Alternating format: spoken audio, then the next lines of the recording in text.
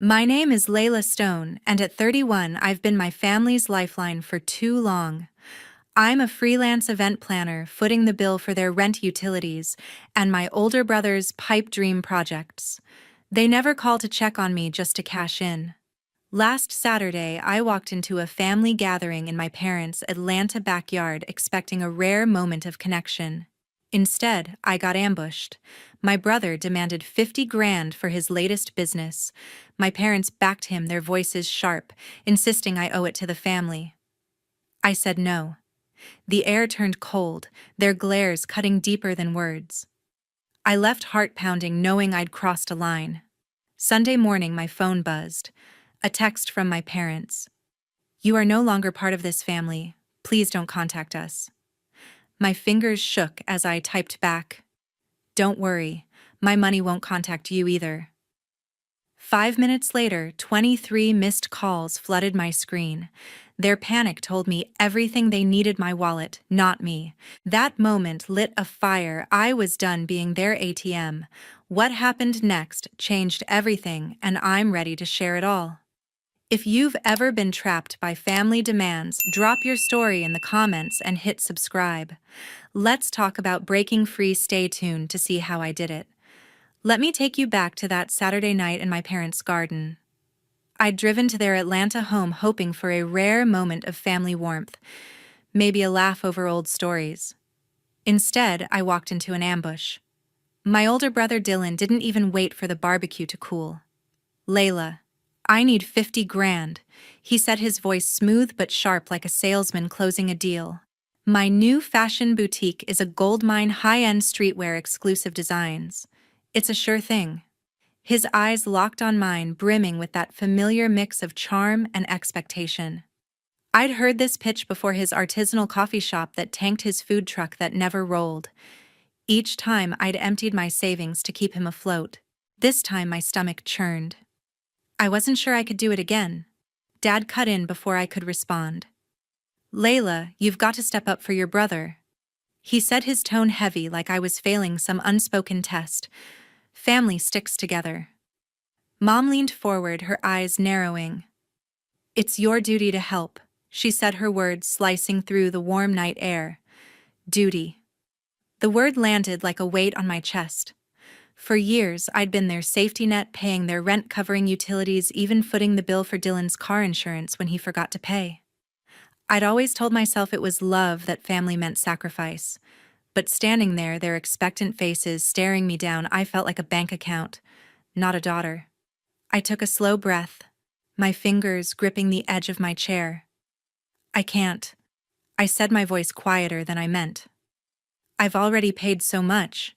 Your rent, $3,000 a month. Utilities, another $500. Dylan's insurance, his business loans. Last year I shelled out $22,000 to keep you all going." I paused, scanning their faces, hoping for a flicker of gratitude. There was none. Dad's jaw tightened. Mom's lips pursed like I'd insulted her.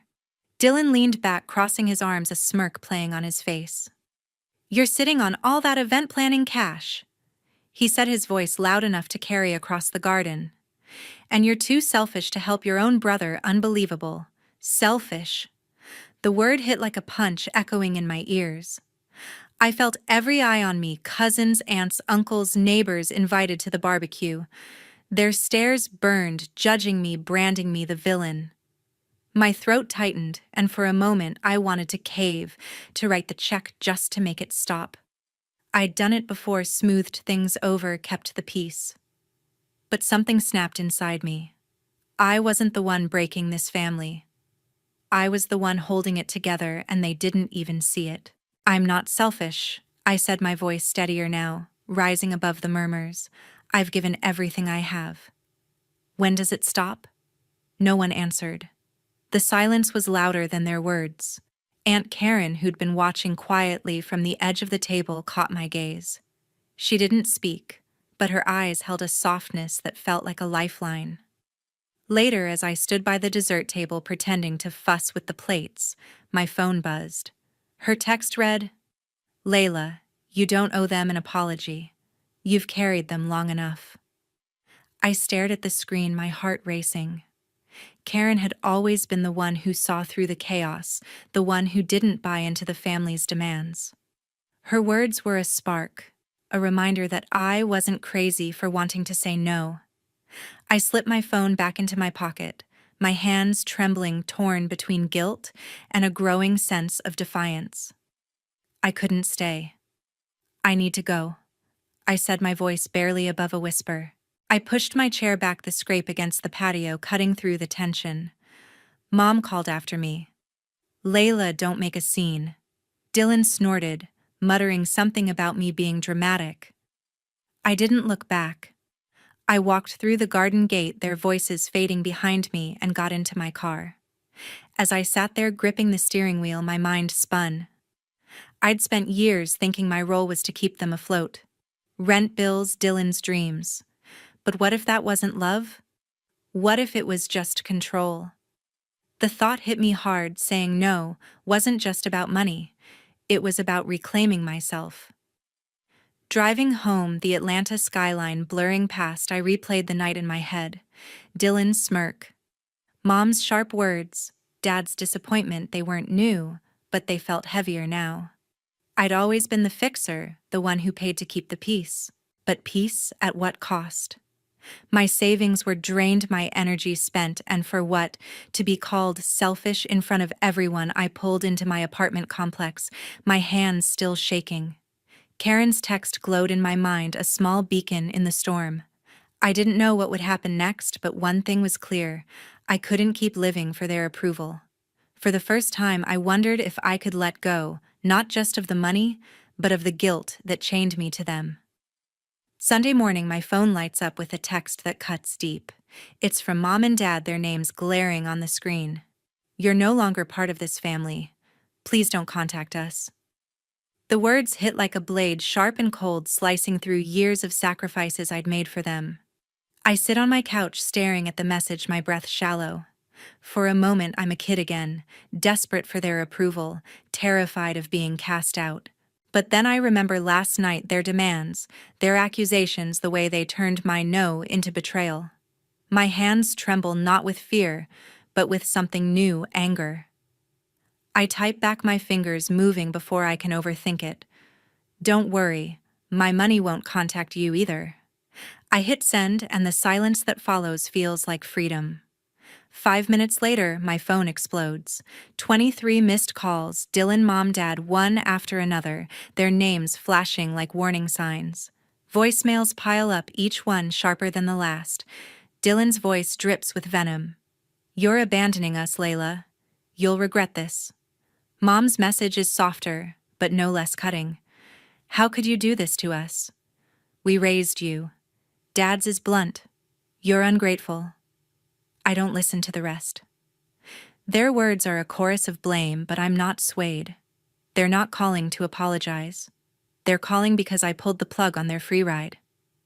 My money, the only thing they seem to value, is now out of reach. I open my banking app, my resolve hardening. For years, I've covered their expenses, rent, utilities, even the credit card they used for emergencies that somehow included Dylan's new phone.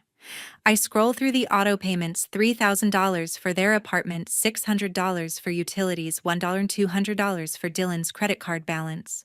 My thumb hovers over the screen, then presses cancel on each one. The confirmations pop up one by one, and I feel a weight lift. I'm not just cutting payments, I'm cutting the strings they've tied around me. I imagine them opening their bills next month, realizing they're on their own. For the first time, I'm not afraid of their reaction. I'm ready for it. My phone rings again, but this time it's my boyfriend Caleb. Layla, you okay? He asks, his voice steady, grounding me. I tell him about the text, my reply, the barrage of calls. You did the right thing, he says. They can't keep using you like this. You're not their bank. His words echo Aunt Karen's from last night, and I feel a spark of clarity. I've spent years thinking I had to earn their love with my wallet. Caleb's voice pulls me back to reality. I don't owe them my life. I thank him, my voice catching, and he promises to come over later. For now, I need to focus. I grab a notebook, my pen moving fast as I start listing every expense I've covered. Rent $36,000 last year. Utilities $7,200. Dylan's car insurance $2,400. His business ventures the coffee shop, the food truck now, this boutique another $15,000. The numbers stare back at me, a ledger of my loyalty. I'm not writing this for them. I'm writing it for me to see the truth in black and white. They've taken more than money, they've taken my peace. I decide to send them this list not to argue but to make it clear I'm done carrying their weight. I draft an email attaching the breakdown, my words simple. This is what I've paid. It ends now. I don't hit send yet. I want to be sure. Sitting there, notebook in hand, I feel a shift. Their text was meant to break me, to guilt me into giving more. But it's done the opposite. It's shown me who they are when I say no. They didn't call to fix things, they called to keep me in line. I set the notebook down, my mind racing but clear. This isn't the end of the fight, but it's the start of something new. I'm not just walking away from their demands. I'm walking toward myself. The next day, my Instagram notifications start blowing up. I'm at my desk trying to focus on a client's wedding mood board when my phone vibrates so much it nearly falls off the table. I open the app and see Dylan's post staring back at me, a photo of mom and dad's empty apartment boxes stacked in a corner with the caption, "When your sister chooses money over family." My stomach twists, not from guilt, but from the sheer audacity. He's spun the story to make me the villain as if I haven't been paying their bills for years. The post already has dozens of likes, and the comments are piling up, each one a new jab at my character. I scroll down and freeze. My old friend Stacy Bell has commented heartless. I can't believe Layla would do this to her own family. She's shared the post to her story, adding a broken heart emoji for extra drama. Stacy and I haven't been close in years, but her words sting, amplifying Dylan's attack to her thousands of followers. I can feel the judgment spreading like wildfire through our old social circles. My phone buzzes again, a text from a coworker, Jenna. "Hey Layla, you okay? Dylan's post is going around our group chat." People are talking. I stare at the message, my pulse racing. The group chat is full of mutual friends, colleagues, even clients. This isn't just family drama anymore, it's public humiliation. I want to fire back, to tell the world how I've bankrolled their lives, rent, utilities, Dylan's failed ventures. But I stop myself. Responding would only fuel the fire, giving Dylan and Stacy the attention they crave. Instead, I take a breath and open my messages. There's one from my cousin Nora. "Layla, I saw the post. Your family's out of line. They've been taking advantage of you forever. You don't deserve this." Her words are a lifeline, cutting through the noise. Nora's always been the one who gets it, the rare family member who doesn't see me as a cash machine. I type a quick reply. "Thanks, Nora. Means a lot." Her support steadies me, but the weight of the post lingers. I set my phone down and try to focus, but my mind keeps drifting to the comments. Strangers are chiming in now. What kind of sister does that family first always? Each one feels like a needle pricking at my resolve. I've spent years building a reputation as an event planner, reliable, professional kind. Now Dylan's post is painting me as a selfish traitor. I wonder how many clients have seen it, how many will question working with me.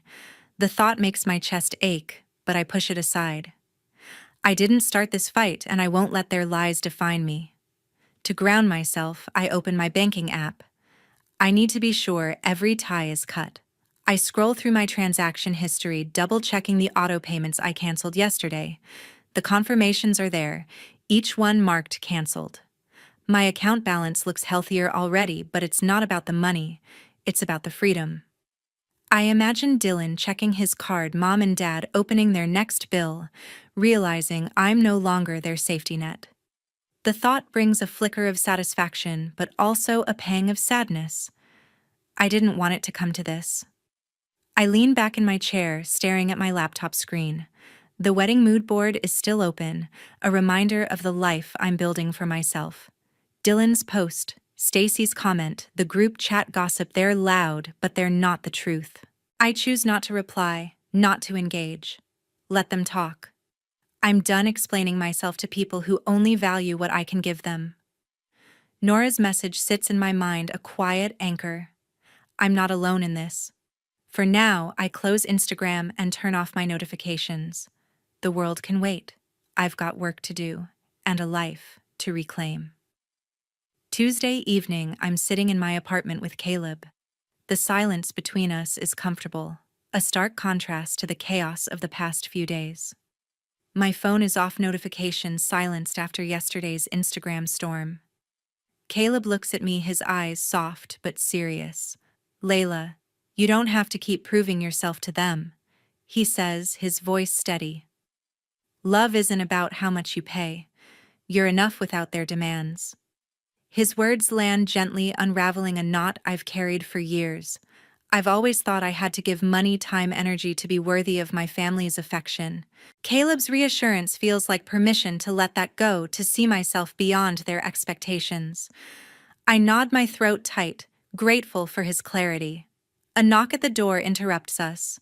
It's Aunt Karen, her face warm but tinged with concern. She sits down, clutching a cup of tea I offer her. "I heard about the post," she says, shaking her head. "But there's something else. Your parents used your money to buy a 65-inch TV last month, $2,000 top of the line. They bragged about it at a family dinner but never mentioned you." Her words hit like a punch I didn't see coming.